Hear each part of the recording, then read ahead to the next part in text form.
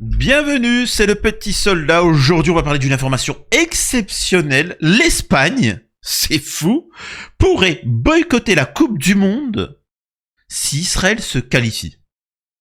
Ce qui ferait qu'il serait obligé de jouer contre eux tôt ou tard, et donc souhaiterait boycotter ce mondial, ce qui fait écho à une des nations qui fait ce genre de choses de très longue date, c'est l'Algérie. Il faut savoir que l'Algérie, ne reconnaissant pas l'État israélien, refuse de se battre contre, de jouer, de participer quand il doit faire face à une équipe israélienne. C'est-à-dire qu'il participe à une compétition, mais quand il s'agit de, par exemple, on a déjà vu ces judokas qui ont participé et se sont retrouvés face à des Israéliens. Les judokas algériens considèrent qu'il n'y a personne en face de lui parce que Israël n'existe pas, et donc en fait ils sont déclarés forfaits. L'Espagne pourrait faire la même chose. Donc on va lire un petit article là-dessus. Alors je vais pas vous faire écouter justement les vidéos parce que c'est en espagnol et mon espagnol est nul, quasi nul. Donc on va regarder ça ensemble. L'Espagne pourrait-elle vraiment snobber le mondial 2026 si Israël se qualifie? Le gouvernement espagnol, fervent soutien de la cause palestinienne, laisse planer la menace d'un boycott historique. Mais qu'est-ce que cela impliquerait pour le football mondial? La réponse pourrait changer la phase des qualifications. Imaginez un scénario où l'une des nations les plus passionnées du football mondial, l'Espagne, décide de bouder, qui pourrait être le gagnant de bouder la plus grande fête du ballon rond. Le mondial 2026, co-organisé par les États-Unis, le Canada et le Mexique, promet d'être un événement historique avec 48 équipes participantes. Mais une ombre plane déjà sur cette édition. La possibilité d'un boycott de l'équipe espagnole si Israël obtient sa qualification. Cette menace, émise par des figures clés du gouvernement espagnol, soulève des questions profondes sur l'intersection entre sport et politique. Ce qui aurait été plus simple, c'est de boycotter Israël comme, par exemple, les équipes russes sont actuellement boycottées. Bref. Le gouvernement espagnol, sous l'impulsion de son dirigeant socialiste, a multiplié les gestes de solidarité envers la cause palestinienne ces dernières années. Cet engagement n'est pas nouveau et s'inscrit dans une tradition de défense des droits humains au niveau international. Récemment, des manifestations ont été soutenues contre la participation d'équipes ou d'athlètes liés à des contextes controversés rappelant les sanctions imposées aux équipes russes depuis le début du conflit en Ukraine. Cette posture n'est pas isolée, elle reflète une volonté de cohérence dans les politiques étrangères où le sport devient un levier diplomatique. En Espagne, cette approche a déjà eu des échos dans d'autres domaines comme le cyclisme, où de protestations ont visé des événements impliquant des participants perçus comme représentatifs de positions géopolitiques sensibles. Le football, en tant que sport roi, amplifie naturellement ces enjeux.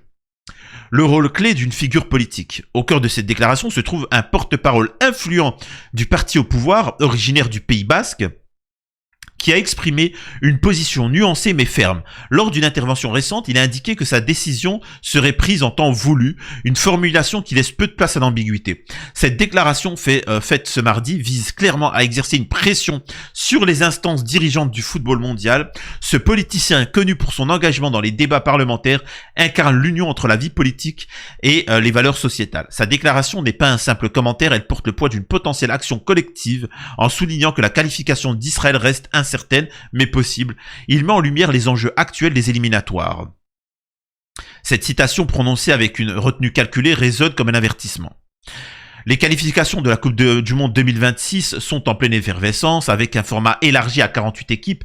Les enjeux sont plus intenses que jamais. L'équipe israélienne, actuellement classée 3e de son groupe, talonne l'Italie à seulement 1 point de différence. Les deux nations comptent 9 points chacune après plusieurs matchs et Israël garde une chance réelle de se hisser au barrage. Bref. Il faut savoir que depuis ce gouvernement en place espagnol, ils ont stoppé un contrat de 700 millions d'euros d'armes de conception israélienne. Donc il y a véritablement un boycott sur tous les plans d'Israël et donc c'est pas anodin, c'est véritablement pas anodin. Ils souhaitent aussi le boycott à l'Eurovision d'Israël. Et donc voilà tout ça, ça c'est vraiment l'Espagne, respect total. Dans l'article, il est expliqué que ça pourrait être problématique. Ça pourrait être problématique dans le sens où certains fans de foot peuvent se dire bon, oui, mais ça va nous priver d'une compétition et ainsi de suite. Mais j'ai envie de dire, est-ce là vraiment l'essentiel quand on parle d'un génocide en cours?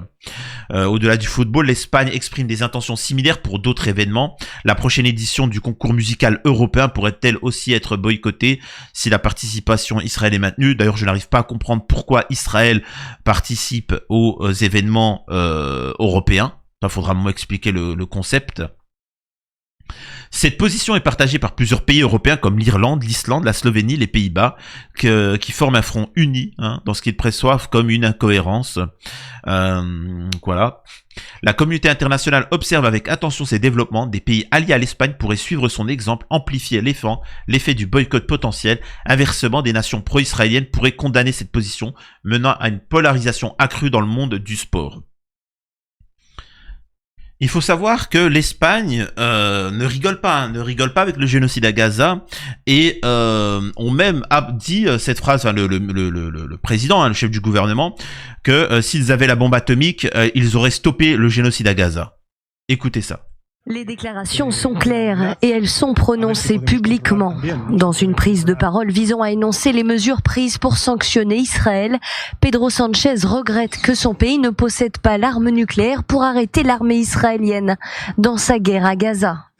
Comme vous le savez, l'Espagne ne possède ni bombe nucléaire, ni de porte-avions, ni de grandes réserves de pétrole. Nous ne pouvons pas, à nous seuls, arrêter l'offensive israélienne. Mais cela ne signifie pas que nous allons cesser d'essayer, car il y a des causes qui valent la peine d'être défendues, même si les vaincre ne dépend pas uniquement de nous. Un pas de plus franchi par Madrid, qui maintient sa position pro-palestinienne et très clairement anti-israélienne.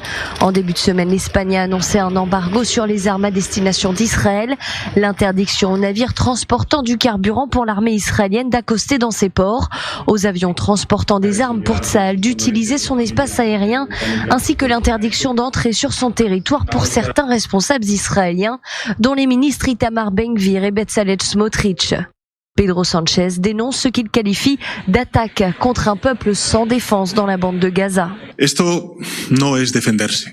En fait, il a envoyé aussi un message à la France, aux pays qui ont l'arme atomique, et aussi il envoie une petite crotte de nez aux pays arabes qui se font attaquer à l'heure actuelle, l'Arabie Saoudite, le Qatar, les Émirats, qui, je le rappelle, financent Israël et les États-Unis, c'est en donnant des milliers de milliards. Ils pourraient stopper, mettre pression, etc. Mais ne le font pas. Bon, après, j'ai envie de dire, c'est pas nous qui... Enfin, c'est pas méchant. Je pourrais taquiner, le président espagnol aurait pu taquiner en disant, de toute façon, le Grand Israël n'englobe pas directement l'Espagne. Par contre, vos pays, si. Mais bon, c'est vous qui voyez, et c'est les peuples qui voient. Moi, demain, je suis saoudien, je suis qatari, je suis égyptien, etc. Je sais pas, j'en ferai ma priorité. Mais bon, c'est encore un autre sujet. Donc l'Espagne montre bien que si eux, ils avaient les moyens, ils feraient en sorte de stopper le génocide.